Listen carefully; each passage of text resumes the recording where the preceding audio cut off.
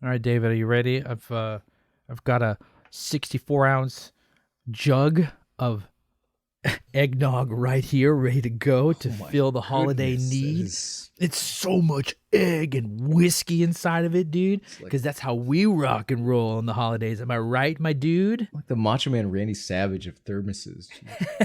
Oh, yeah, break into the eggnog with my thermos. Let's do this.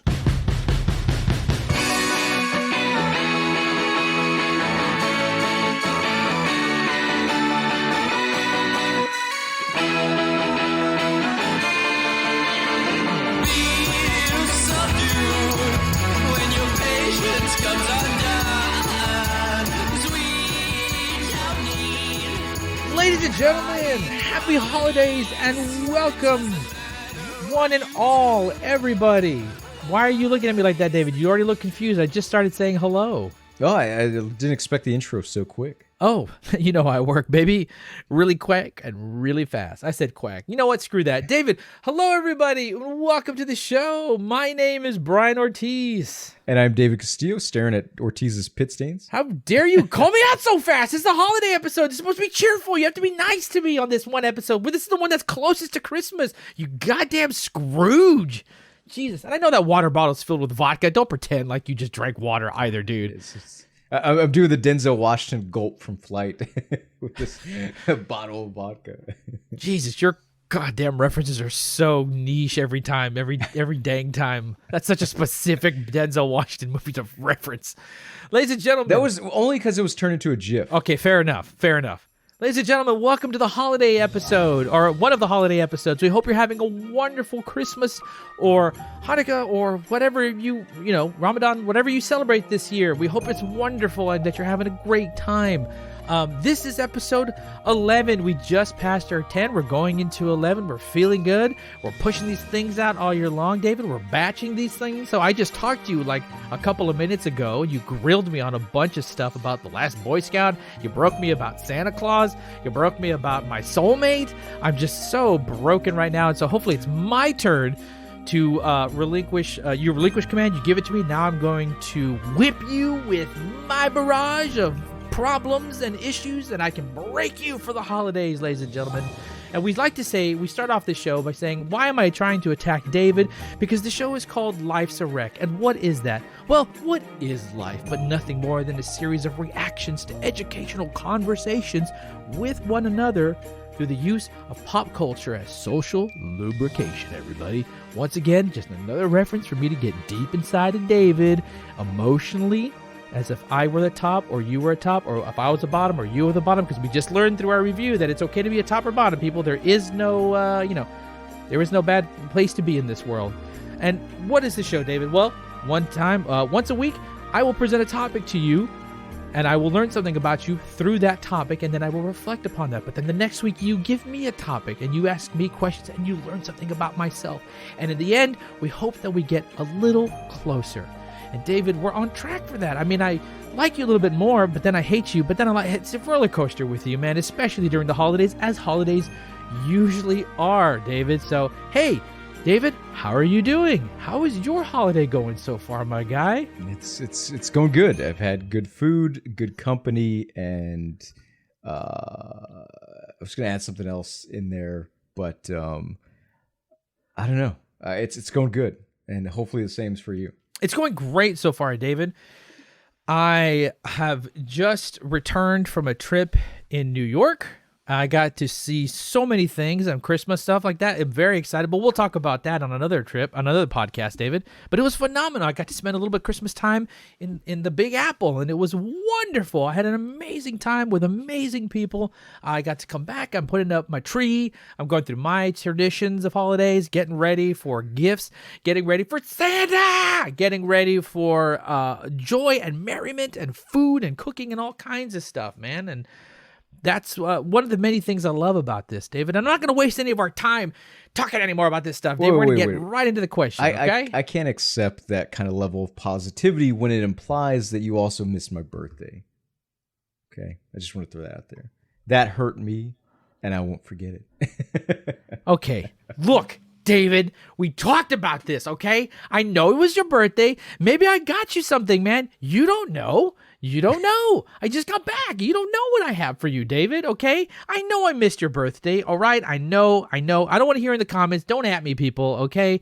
I see David a lot. I talk to him a lot, all right? He happened to plan. You know, maybe it's your fault. You planned a birthday on my trip, and maybe you're the bad guy in this situation. You didn't cater to me. You think about that? Maybe you're the monster. When is your birthday, by the way? I'm not going to say that on air. Are you kidding me? I'll tell you what. It's in October. That's what I'll tell you. It's in October, early October, David. I'm an early October baby. I'm in the spooky season, and I love it. I love it. You're a Christmas baby, and I am a spooky baby. That might say a lot about us. A character out of Home Improvement? Like, I can't tell you how old I am. What the Am I Tim Allen, and you're the neighbor? Is that the situation between us? That is, man. It's so. By calling yourself, or are you Tim Allen and I'm Al Borland? So by calling yourself Tim Allen, you're saying you're like a cocaine snitch? David, why do you have to take the things that I love and just bend them over and rape them in front of me every time? Okay, why? Okay, all right. Well, the stage is yours. Okay, David, who are we in the Tim Allen verse in Home Improvement? Are you JTT? Are you Al Borland? Are you the neighbor? Or are you my Heidi? Are you my Heidi? That's it. I got it, David. You're my Heidi. That's what it is. I'm Tim Allen, and you're my Heidi. And Pamela Anderson Heidi on top of that. Or we're Pamela Anderson. That's what you are, dude. You're the Pamela Anderson of this group. Listen, I don't want to talk about Home Improvement if we're not going to talk about the cocaine charges brought against Tim Allen before he made it big. All right, David. You will not ruin Tim Allen, and I will not ruin this dang show of Home Improvement for me, because I'm going to gracefully and with poise and ease move into the topic of conversation. David, I have a topic that I want to talk to you about that I've been holding on to for quite a while. I think you and I have had this conversation before, but we're going to have it again for the people at home, because I think it's an important question, and it's related to the holidays as well, by the way. So, David, I'm going to get to the point. I want to talk about a very long time heated debated discussion. Is Die Hard a Christmas movie? That's what I want to know, David. Is Die Hard a Christmas movie? Because there is a lot of heated discussion about this, okay? I'll tell you mine, but I want to hear from you first. Do you consider Die Hard with Bruce Willis, a movie that I know you know intimately at this point, is it a Christmas movie to you? There you go. So you're going to hate me because I'm going to do one of those non-answers. Oh my God. And what I want... question. I don't understand why this is so hard. What I want you to do is just shut your mouth. Now, peacefully and respectfully, shut your mouth. With consent. Yes. Thank you for asking me consent to shut my mouth. I appreciate it. I guess I will. Thank you. So... to me, like, I've always hated this debate. I always could not stand it. Of course, and that's not directed at you, but like I'm just saying, like, to me, this is not one of those non-debates because Die Hard is such a quality movie. It gets to be whatever we want it to be. Whoa! Right. So, for example, like, just let's think about this the other way. It's Christmas Carol. Have you heard of this movie?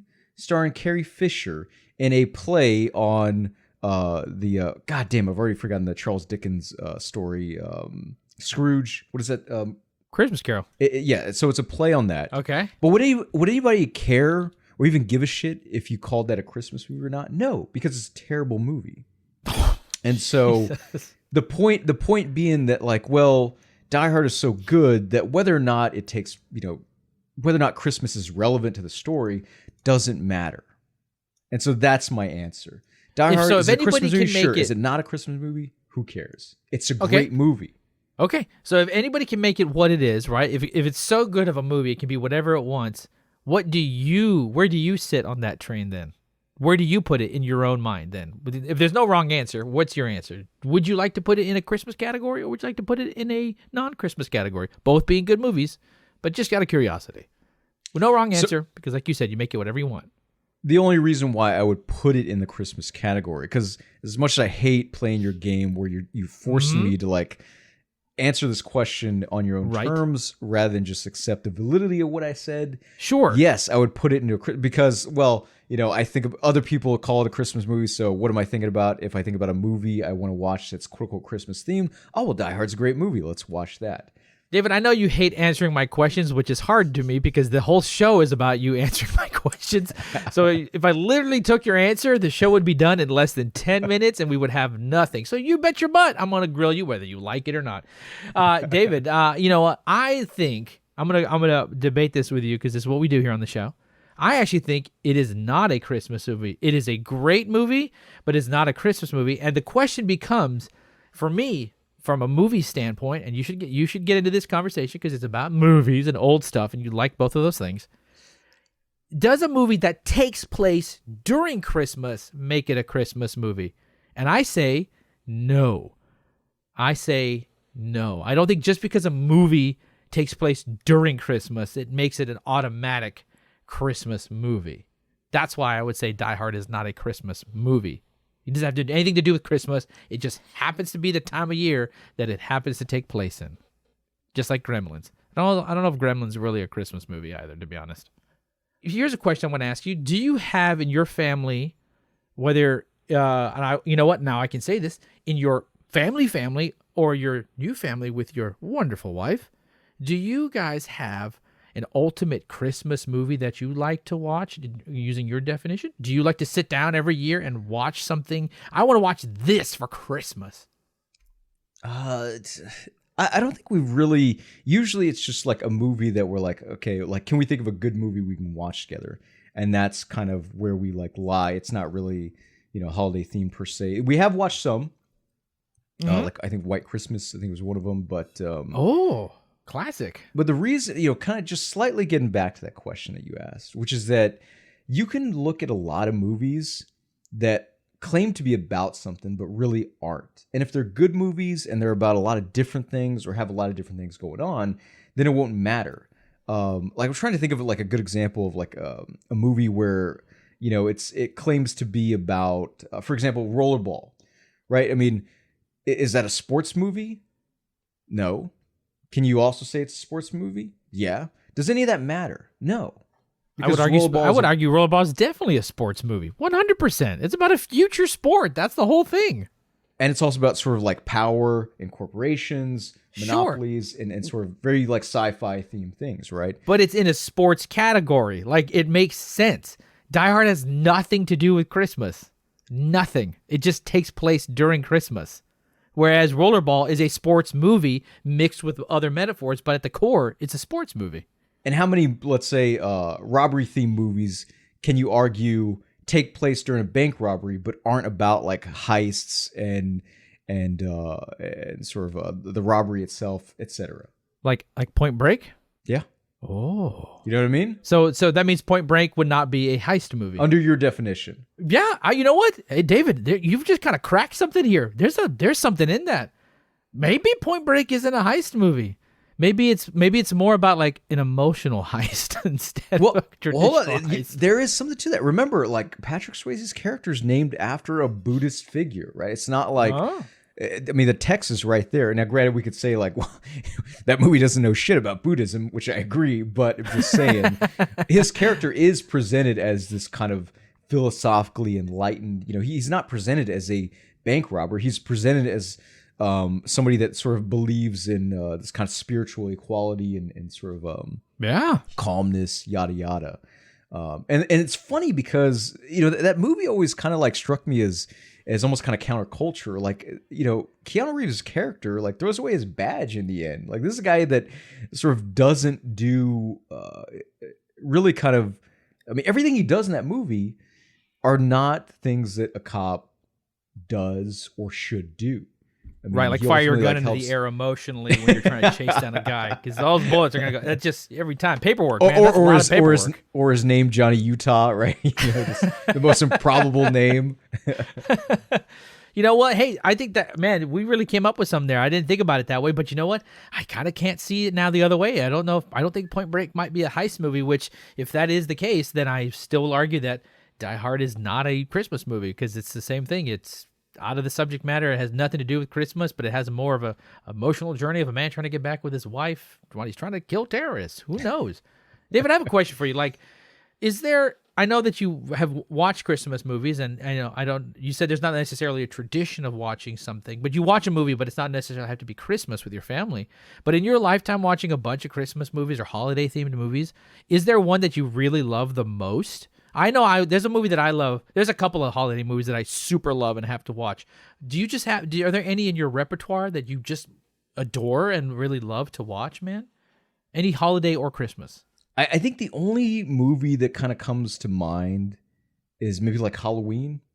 And the ultimate Christmas movie. And well, hold on. You said holiday themed, right? So we're not just talking about Christmas. Okay, all right. Yeah. So to me, like part of this is that, like, well, in most cases, the holiday set-in is kind of forced and really like irrelevant. Like, I think that's part of what makes this question about Die Hard a non-issue for me, which is that I think you can look at a lot of quote-unquote holiday-themed films, or even maybe even films about the holiday, and they use it as just kind of window dressing. But one of the, I think that's why I like Halloween-themed movies so much, because they're primarily in the horror genre, and it's a little superficial, but also like in keeping with the holiday itself, which is superficial. Like, look at Trick or Treat. I'm trying to think of like a movie that's about like a holiday nobody gives a shit about. Really, like where's the movie about where's the holiday movie about Arbor Day or like Turtle Day or yeah, like, I don't or International Pancake Day. I just I can't wait for that classic Ridley Scott movie to come out about International Pancake Day and just change the game, dude. Let me just say Tony Scott would have done justice to an international or like a holiday theme. I would argue that I think one of the best holiday movies, in my opinion, because it fits it checks every box in my book, is the classic Arnold Schwarzenegger Jingle All the Way with Sinbad. Come on, that's a good one. God. I don't think any movie with Sinbad can be qualified as good, but okay, hold on, time out. There's no way you can say that. I can name 2 movies off the top of my head with Sinbad that are great. 1, Meteor Man. 2, First Kid. Right, First Kid. That's an excellent Sinbad movie. Okay, maybe arguably also House Guest. House Guest is an excellent Sinbad movie. Okay, just saying. And that's just off the top of my head, dude. That was okay. So I'm not criticizing Sinbad himself as an actor. More of like the movies I think about Sinbad. You're right, Meteor Man is excellent. But when I think about Sinbad, I think about like kid-oriented movies, and those I just automatically tune out. Jesus, how dare you, man? First of all, some of his most classic work is from kids' movies. Okay, guy made a great appearance in Good Burger. I don't know if you remember that. That's an excellent kids' movie, dude. But I mean, at the height of his career, the height of this man's career, Sinbad got to do a movie with Arnold freaking Schwarzenegger, dude. We're prime 1996 Schwarzenegger. Like, he still looks good. He doesn't changed over yet to like that weird shaped body guy. He still looks really good, right? So when I think of Christmas, I absolutely associate it with Sinbad, because that man like just radiates the perfect character for that movie, dude. It's got action, it's got comedy, all right? It's got superheroes like Turbo Man. It's got Phil freaking Hartman in it. Sinbad running around. I mean, what else do you want in a holiday movie, people? What else? I don't know how much of this is like sincere, ironic. Nope, this is 100% sincere. I love Jingle All the Way, David, and I don't know. It's interesting, man. Holidays are a tradition in my home. Traditions are important to us as a family where I grew up, right? And tradition is family, and traditions kick in and stuff like that. And me and my mom created our own heavy duty traditions that make us happy. And a lot of that is around movies and cooking and food and family and that kind of stuff. But movies is kind of a big one. Like I said, if I'm lucky enough to ever have progeny and I pass down my traditions to my kids, I hope that I will sit them down with me and watch Jingle All the Way and teach them what Dad used to like when he was a kid. And then they're going to ask about my Turbo doll collection that I have, and I'm going to say, don't touch my dolls, you know what I'm saying? And I'll get super pissed off, and then I will get in trouble with my wife because I accidentally yelled at my kid, yada, yada, yada. Point is, I will share this Jingle All the Way tradition with them. What are traditions for you, man? Do they mean something to you? Is this something that you want to pass down? Or because I don't want to pretend like you you sound always so nonchalant and like about the holidays. Like, yeah, holidays are a bunch of bullshit. I don't believe anything. Nothing's a holiday movie. Everything sucks, and I'm not gonna have kids. Like, is there nothing that you want to pass down from a holiday or Christmas tradition? There's nothing that you and your family do that you love that you want to keep doing in the future. Whether it's Mexican cornbread, which is delicious, right? Exactly. So tell me there's got to be something in your life that you want to pass down. Me, I want to pass down Jingle All the Way. You, what do you want to pass down? Definitely not Jingle All the Way. And it's, part of you called me out so fast. part of it is I don't remember Jingle All the Way that well.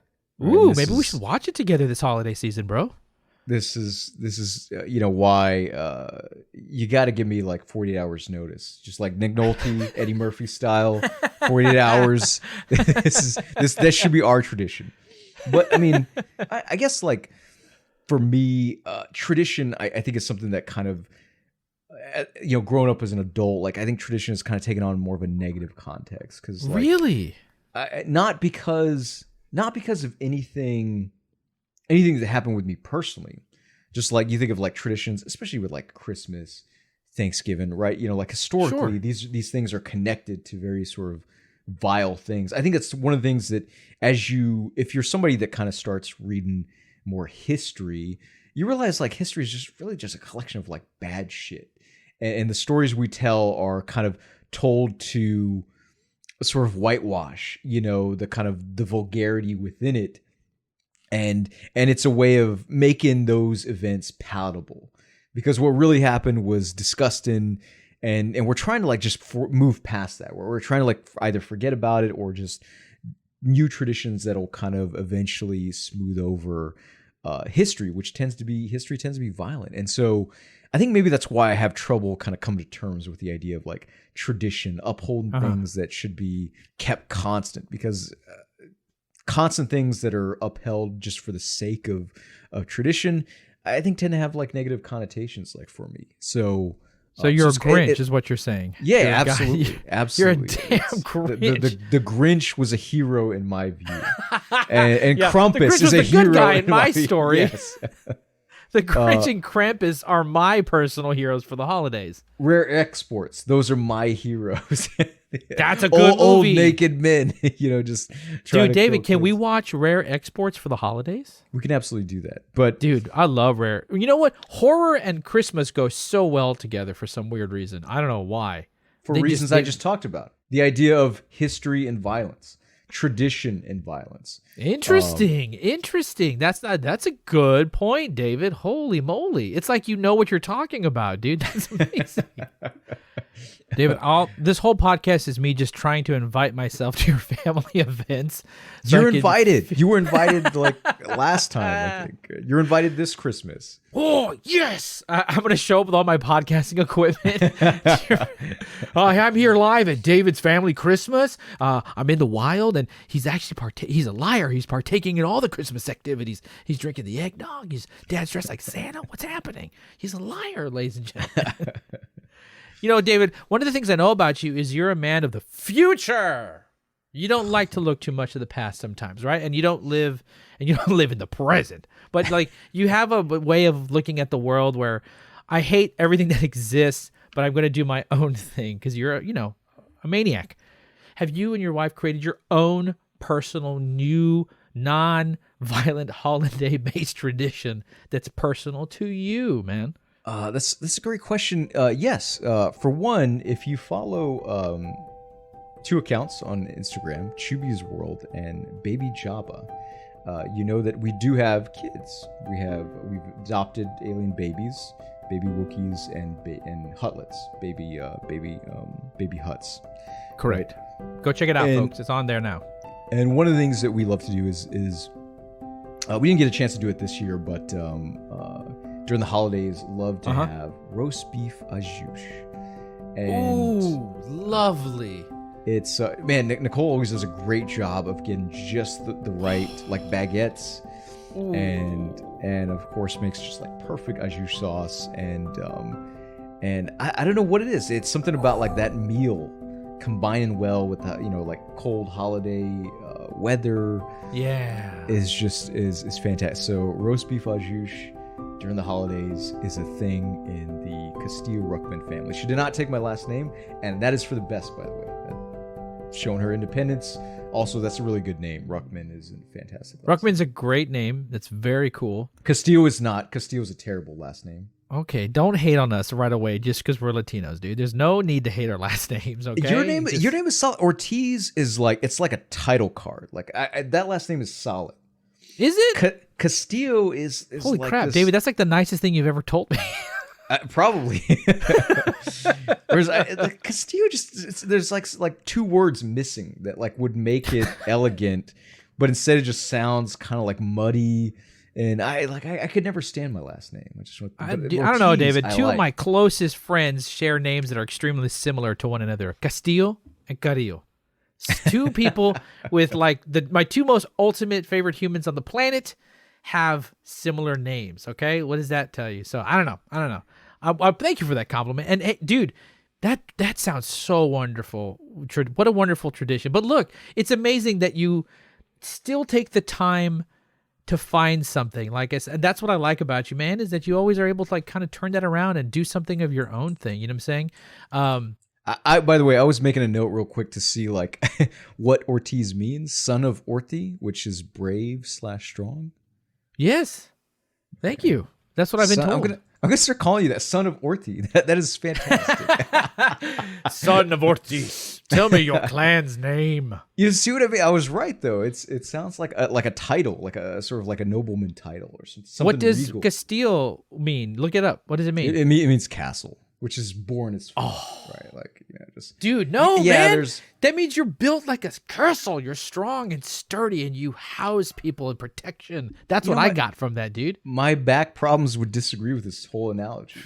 My god! Because my spine is broken, I am a terrible castle. I'm not a castle. My lumbar is fucked. I look forward to the day because you're an amazing writer and you've written a book that's coming out someday. Now soon. That's a compliment I've never heard. Like you're giving me a lot of credit. Well, David, it's the holiday season, and I'm trying to give you the gift of compliments. Aside from the gift of destruction, as you normally give me, I'm trying to pay you a compliment. I would love to see your take on a holiday story. Would you ever do a holiday horror story? Because I know that works. You know how you love the holidays and violence. That would sound absolutely fantastic. And dude, by the way, you'd kill it, a horror holiday story. I think you'd kill it. I do want to say real quick that for any like book nerds or like history nerds, The Battle for Christmas by Stephen Nissenbaum is just a fantastic exploration into sort of like Christmas, its history in America, going back to the 1800s and so forth. And please give that a read. It's very dense, but give that a read. David, do you remember? That's beautiful. Shout out. Check it out, ladies and gentlemen. This is the recommendation part of the show where we recommend and shout out books. We got a book shout out and we got some Instagram shout outs. Don't worry. We'll put some of those in the text below.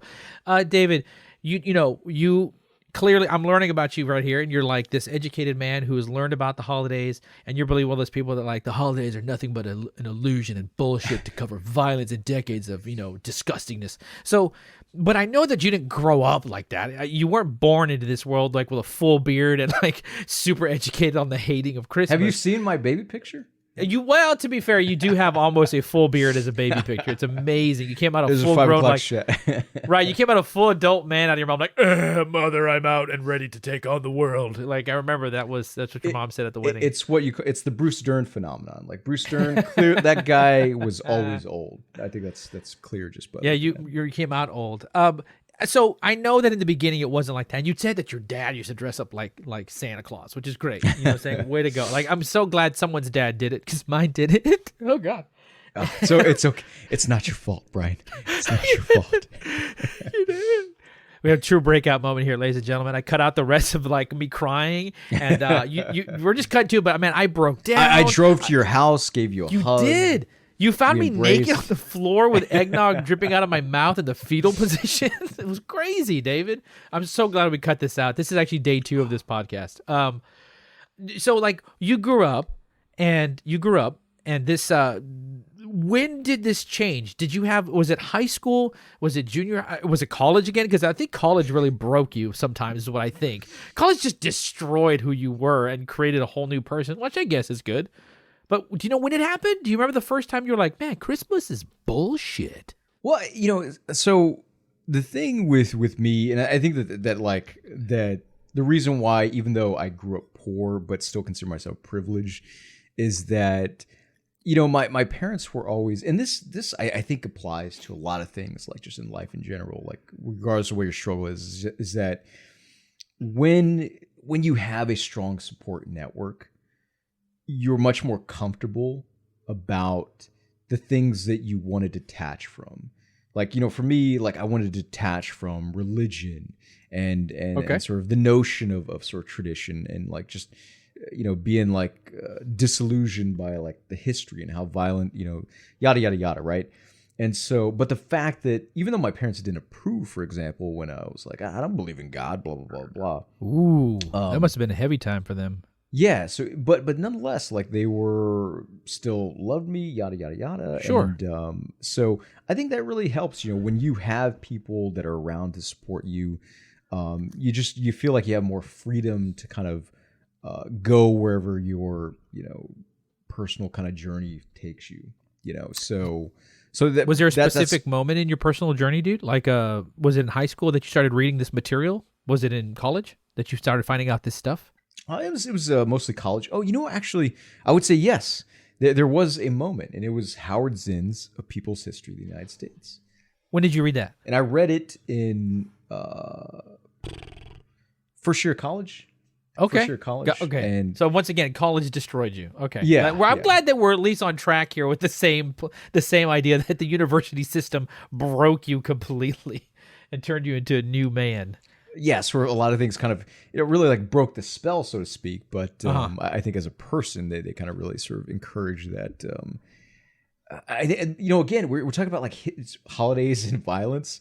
I think your personal journey should be somewhat violent. I don't mean like literally violent. Whoa. I mean just like if you're really like growth is typically going to mean like combat, like a sort of combat with like mortal combat with like ideas and so forth. And I think if you're not experiencing that, then you're not growing.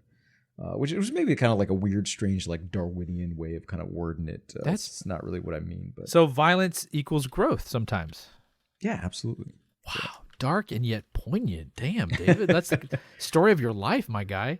I love that you've associated. Now I can't not think of violence when I think of the holiday spirit and the cherished man that used to bring me presents. Now I just Jingle think All the of Way violence. is pretty violent, is it not?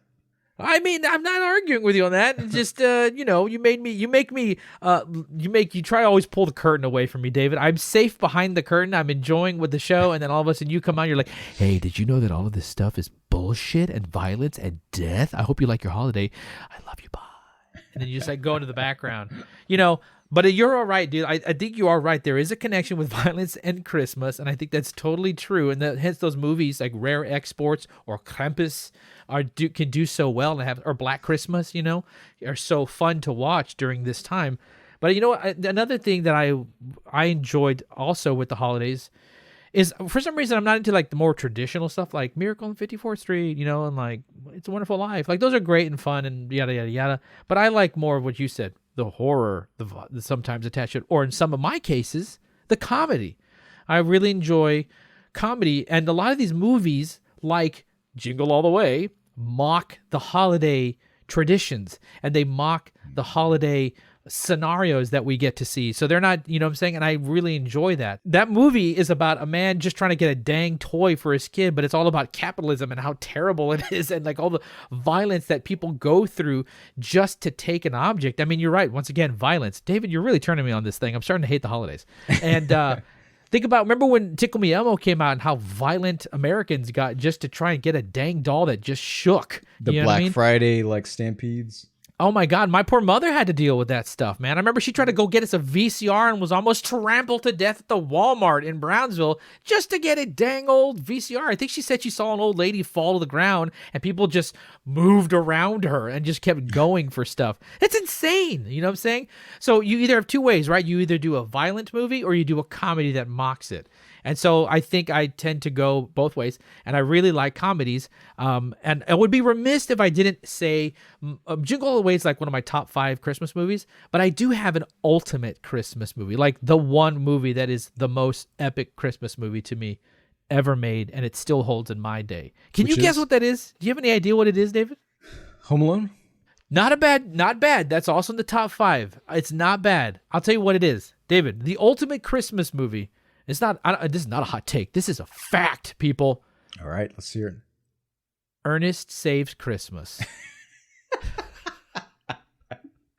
It doesn't happen often, but sometimes you do break me, and I gotta know why this is, because I'm not going to say anything bad about Jim Varney. I'm just really curious. Sure. Why? Sure. Why? I feel like even your memory of this movie is not good enough to justify putting this number 1. First of all, I watch it every year. It is a staple in my home since 1988 when this movie came out, okay? Jim Varney, first of all, a gosh dang character master in my opinion. I will fight for Ernest P. World till the cows come home, okay? I love that man, and I love his movies, okay? But I think Ernest Saves Christmas is the ultimate Ernest movie, arguably next to Ernest Goes to Jail, which is also really good. But I think Ernest Saves Christmas has what the others don't. Maybe Ernest Goes to Camp is the closest, but this movie has a lot of heart. Not to mention the comedy is freaking on point on this movie. And if you haven't seen it, I highly recommend. A lot of physical comedy, quick edits, fast cuts. Jim Varney's like in prime Ernest mode. He honed in the character from like the Camp Kids movie to this thing. It's genius, dude. It's got a lot of heart. It adds to the Christmas mythos, if you will. I think certain movies put ideas in our minds on what Santa is like, or what the powers of Santa is like, or what the ability is. So that movie across the board means the world to me. And it was something that me and my mother used to share because it just was me and my mom growing up when I was a kid. So she made sure that the holidays for me were positive because it was just me and her. And she didn't want me to be sad and mad during the holidays. So she would put on comedies and happy things to make sure that I was well taken care of and that I had good memories of our time together with me and her.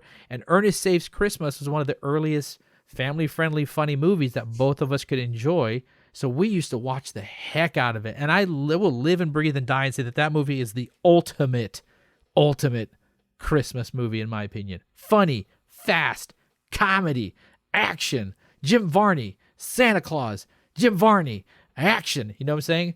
You can't ask for anything more. I'm just saying, dude. That is that's a great answer, and also touching. Like that's really your mom doing that for you, right? Sounds, it's funny. Like that's usually the sort of mood that Nicole's in when it comes to like watching movies during the holidays. She likes to see like always wants to see some kind of funny, even though like I realize like RoboCop is not necessarily hilarious, but it is like it has a lot of comedic one of the greatest moments. 80s comedies, RoboCop. And of course, like RoboCop very clearly a satire as well, so it's not like the movies without like intentional humor. But sure. But man, that is like one of the things I want to say something about, because I don't remember this movie that well. One of the things I always wish we had seen from Jim Varney, obviously taken away from us, far too young. Too young. Man, I would have loved to have seen Jim Varney in like some serious movies, because he always had like the face and like just like energy of someone that could play anything. Like I could see him totally killing it as like a ruthless villain, or just even just a regular dude. And it's kind of I don't know if like that was intentional, like he always wanted his career to kind of be driven by this kind of entertainment, or if he just didn't get like offered other roles. I know he was in like Beverly Hillbillies. I know he was in like one or two serious films, and I think his most serious role that I saw was Beverly Hillbillies. I know that's still like a character, but he was still more sincere.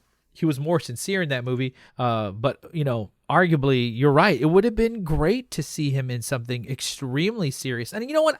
The sad part is, like you said, if we still had Jim Varney now, if he was still alive now, $1,000 he would have gotten a serious movie in there. They all did. Like Robin Williams, every Yeah, comedian that we love, all eventually in their latter part of their career started doing serious stuff, and arguably is some of their best stuff. Like I think some of my favorite pieces from Robin Williams are the dark things where he plays psychopaths or serial killers.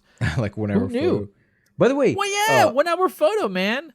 Or Insomnia. yeah, you're right, man. Jim Varney holds like 2 holiday movies in his back pocket, which is pretty dope.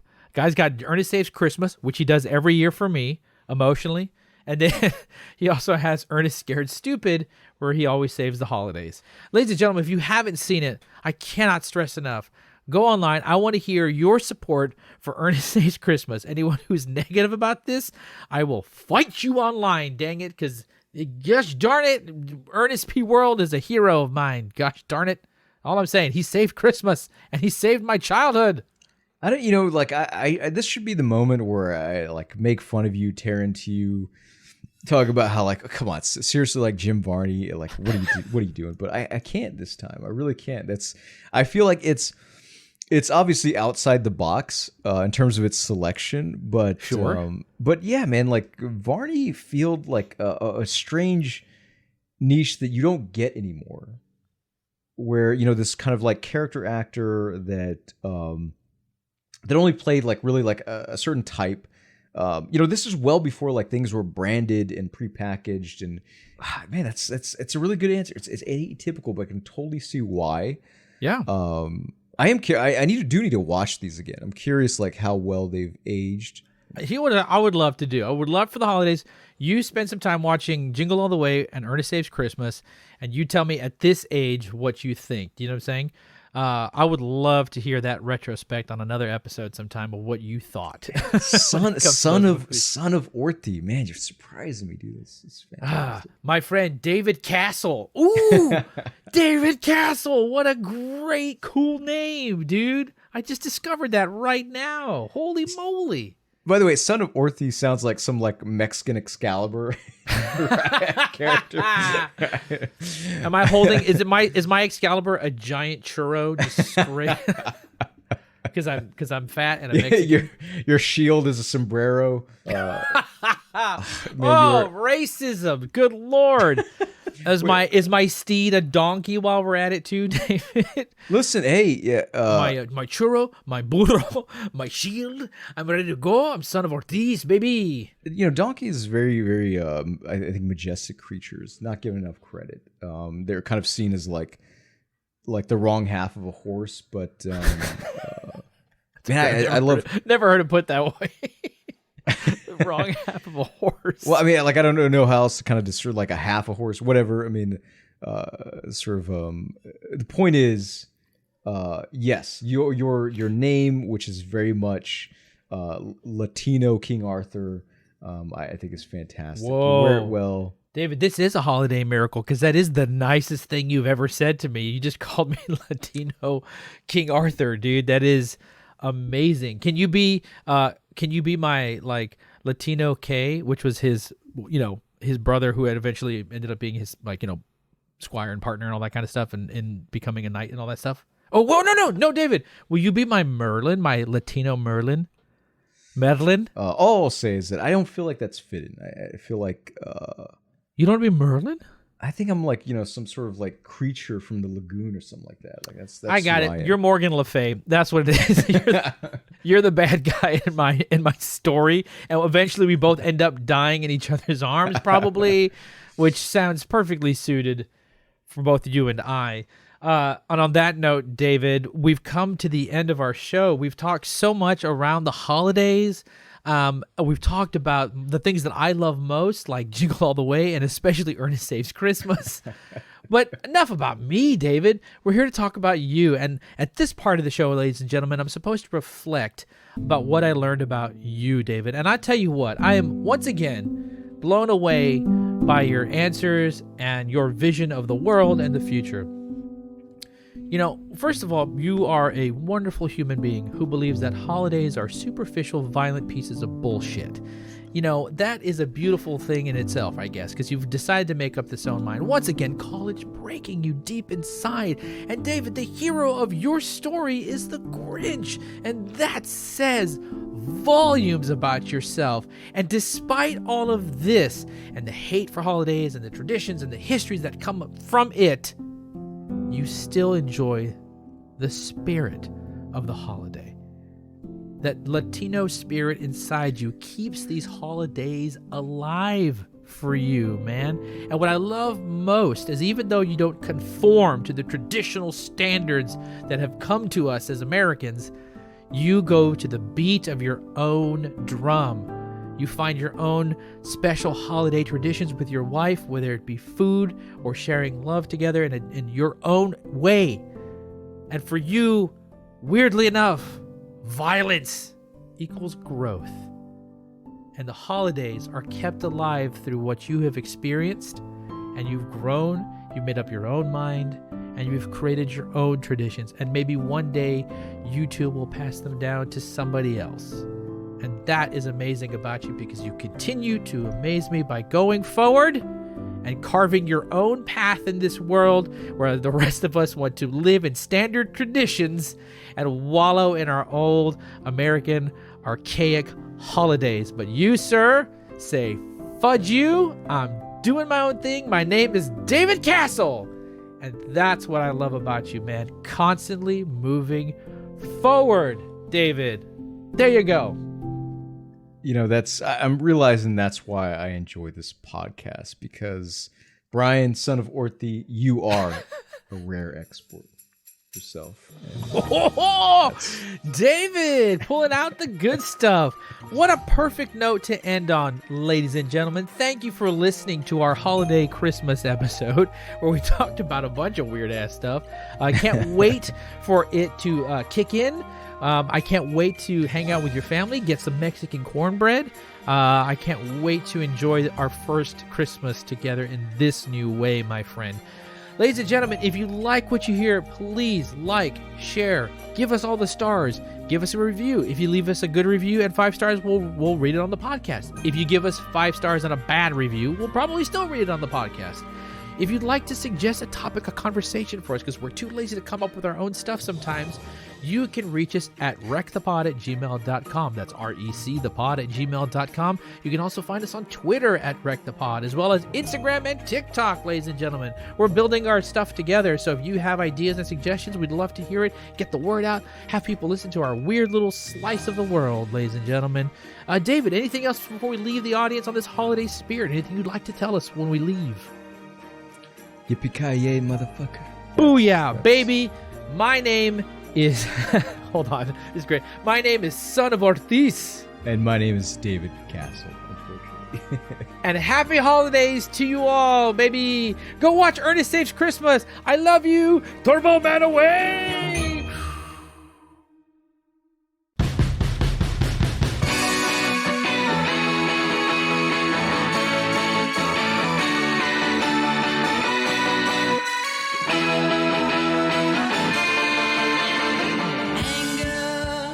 Life's a Wreck is an FC podcast production created by Brian Ortiz and David Castillo, recorded in our homes and edited by me, Brian Ortiz.